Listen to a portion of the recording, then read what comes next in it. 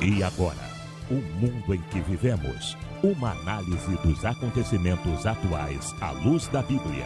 Com o pastor Érico Rodolfo Bocinga.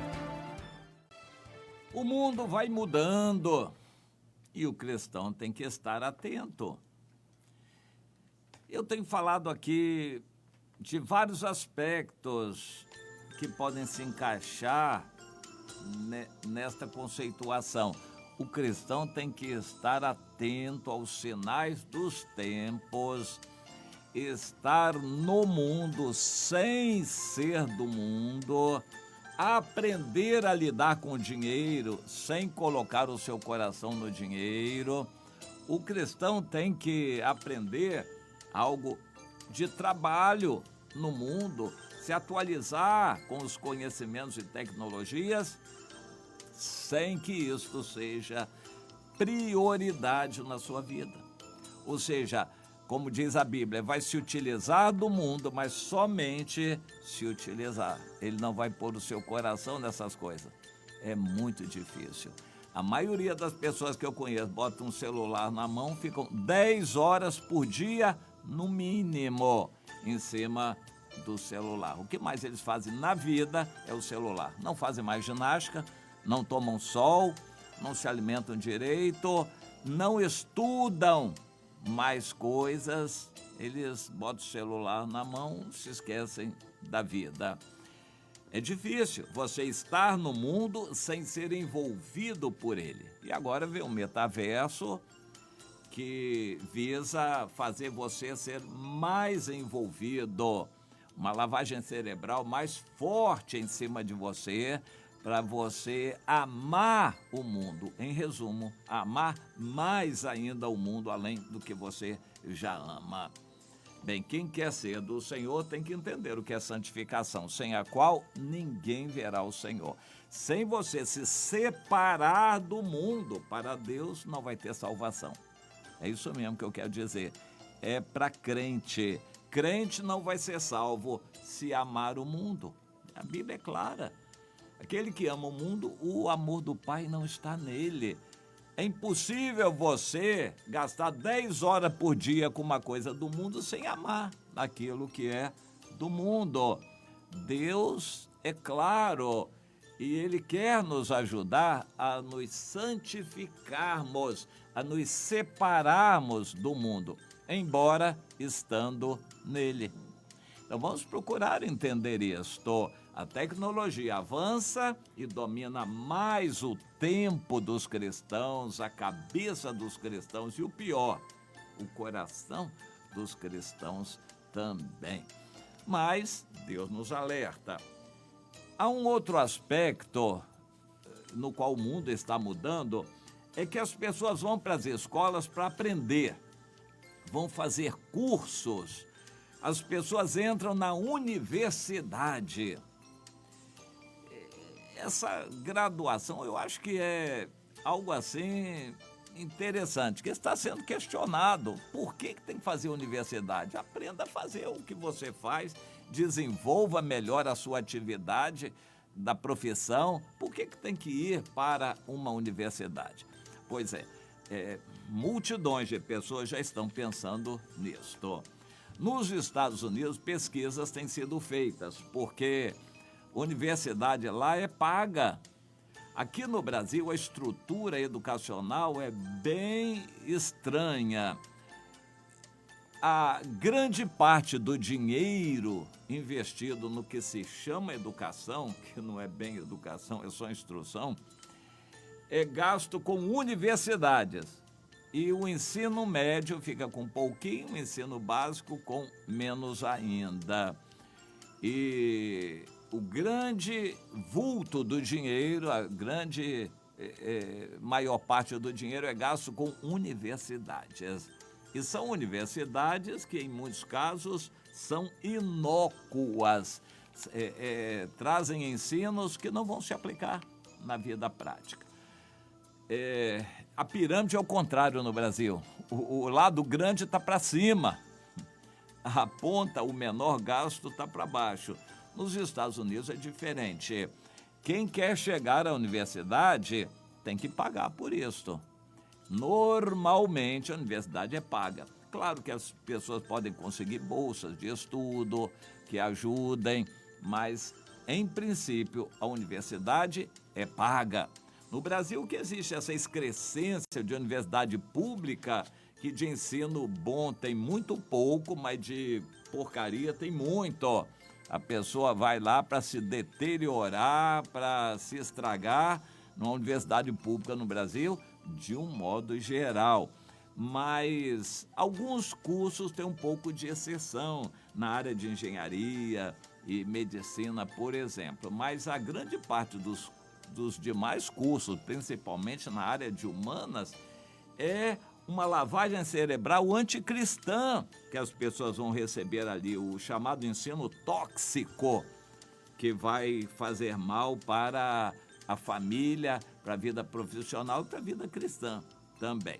Mas nos Estados Unidos fizeram uma pesquisa e verificaram que a fuga das universidades estava, isso antes da pandemia, depois da pandemia piorou muito. Mas a fuga estava na faixa já de 1,5 milhão de estudantes por ano. E a concentração de estudantes já era mais com mulheres, já era de 60% para mulheres e 40% para homens. E essa desproporção deve ter se agravado depois da pandemia.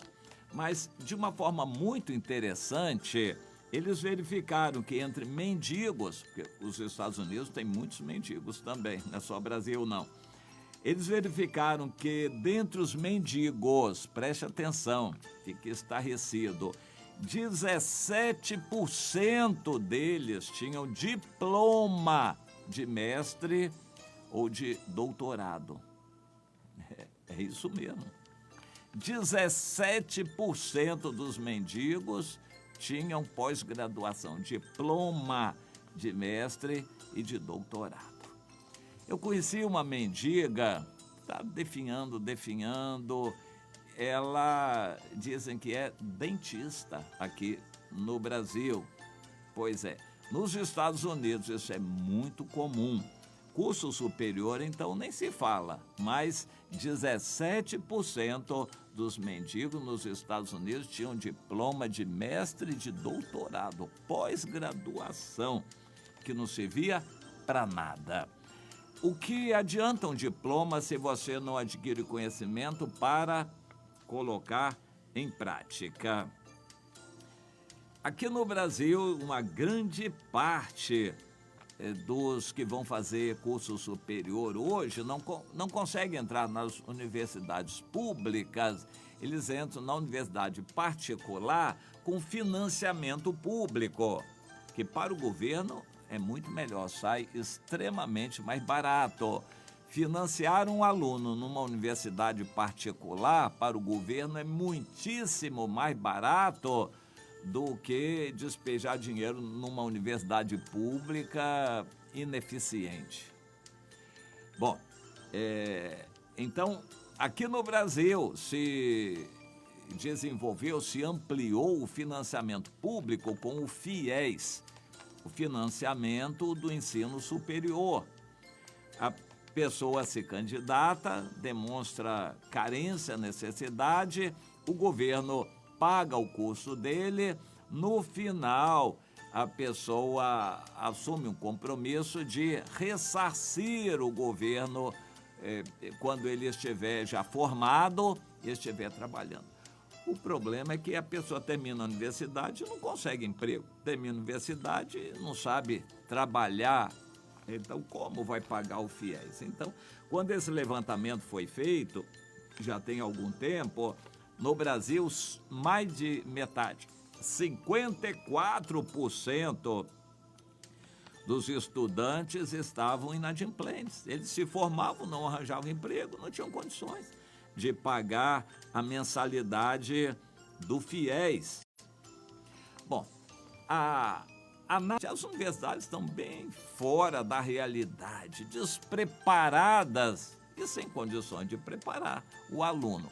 Professores que vão dar aula em universidade, em muitos casos, são recalcados, frustrados complexados que não conseguem trabalhar, vão fazer outra coisa. Eles arranjam um jeitinho, principalmente nas universidades públicas, de irem entrando ali, apadrinhados por uns e outros, e vão ficando por ali, arranjam um trabalhinho aqui, auxiliar aqui, e acabam ficando como professores nessas universidades públicas. São pessoas que não sabem fazer nada na profissão.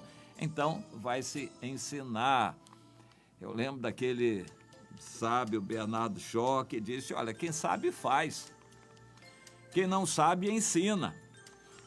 Eu fui professor por muitos anos e verifiquei isso. Embora eu tivesse uma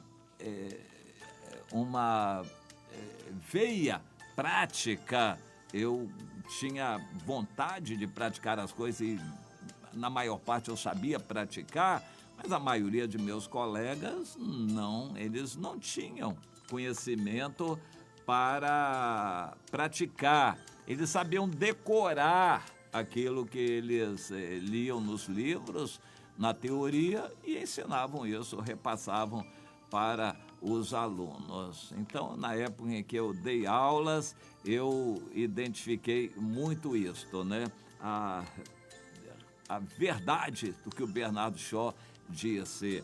Mas, enfim, a pessoa vai para uma universidade tendo professores que não sabem fazer, são totalmente teóricos e que vão trazer teoria para a cabeça da pessoa. Ela termina o curso e não sabe fazer nada, não tem condições de pegar emprego, é uma situação bem estranha. Hoje o mundo está privilegiando cursos mais especializados, tipo o Senai, o Senac, Senat, são cursos médios, financiados pelas indústrias, financiados pelas empresas, para gerar uma mão de obra mais apropriada que saiba fazer alguma coisa. Então, esses cursos profissionalizantes são muito úteis. Houve uma época em que o Ministério da Educação procurou desenvolver cursos profissionalizantes. A impressão que eu tenho é que aquilo não deu muito certo. E cursos, por exemplo, cursos de escolas técnicas e cursos de Senai, Senac, esses cursos profissionalizantes preparam o aluno para a prática. Eles ensinam a fazer, não somente a teoria. Mas a maioria dos cursos não é assim, nem pensar com relação às universidades. As universidades não ensinam a pessoa a fazer alguma coisa. O caso do médico é um caso típico. O funil de curso universitário de medicina é muito apertado. Nas universidades públicas é dificílimo entrar para ser um médico e nas universidades particulares é caríssimo. A pessoa consegue, mas é caríssimo. Agora, quando termina o curso de medicina, interessante, os últimos anos já são praticamente só de prática. Apesar disso, o médico termina um curso de medicina sem condições de exercer a medicina. Ele tem que fazer residência, especialização, etc, etc. É um caso interessante, porque é necessário. O médico lida com o que é de mais precioso aqui na Terra, a vida humana. Então, não pode brincar com a vida humana. Então, ele tem que, com humildade, aprender depois que termina o curso dele de medicina. Mesmo durante o curso, ele já é empurrado a praticar para aprender a lidar com o ser humano. O que se tem verificado é que grande parte de todos os cursos no Brasil tem um ensino muito deturpado, é um ensino tóxico com relação aos padrões cristãos, ou seja, grande parte dos cursos de universidade, fora engenharia e medicina, grande parte desses cursos são cursos anticristãos. O aluno vai para lá para ter uma lavagem cerebral anticristã. Ou seja, como um cristão sincero e verdadeiro, talvez fosse melhor nem ir. Ou então, que ele tenha uma direção clara de Deus para ser um missionário num ambiente totalmente estranho e hostil. Se ele tiver essa convicção, então Deus o use. Quanto a nós, devemos apoiar esses nossos jovens que vão para universidades, principalmente universidades públicas, porque eles vão sofrer lá. Vai ser um tiroteio, um bombardeio em cima da fé que eles professam. E então nós vamos procurar concluir o seguinte: existe um conhecimento que é teórico, mas existe um conhecimento específico, exclusivo de cada profissão, que se aprende na prática ou em cursos práticos e não na universidade ou em cursos teóricos. Nós deveríamos visar mais o empreendedorismo, ensinar o aluno a fazer alguma coisa e a montar uma estrutura para ele se estabelecer e vender o seu serviço. Infelizmente, os cursos ainda estão muito longe disso, mas nós podemos entender essa situação e ajudar nossos filhos, nossos netos, nossos jovens na igreja, falando a verdade e mostrando essa realidade.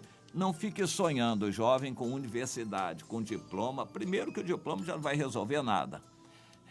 Mendigos estão cheios de diploma de curso superior aí. Então, você ficar desempregado depois de gastar uma fortuna para fazer um curso superior, isso aí não convém. É melhor você aprender a trabalhar trabalhando, com quem sabe trabalhar. Seja discípulo. Nós temos que ensinar essa ideia de discipulado também na vida profissional. Na igreja, ninguém cresce espiritualmente se não for discípulo. Tem que ter um líder que oriente, que ensine, que mostre. Isso é o princípio do discipulado.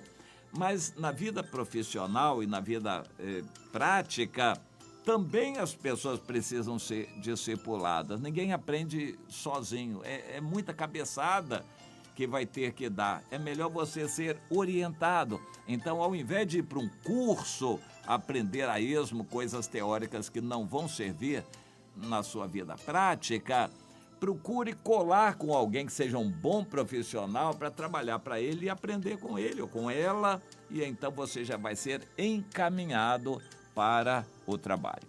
É claro que algumas profissões exigem o diploma. Nesse caso, se você tiver de Deus a direção de fazer o curso para obter o diploma, então vá.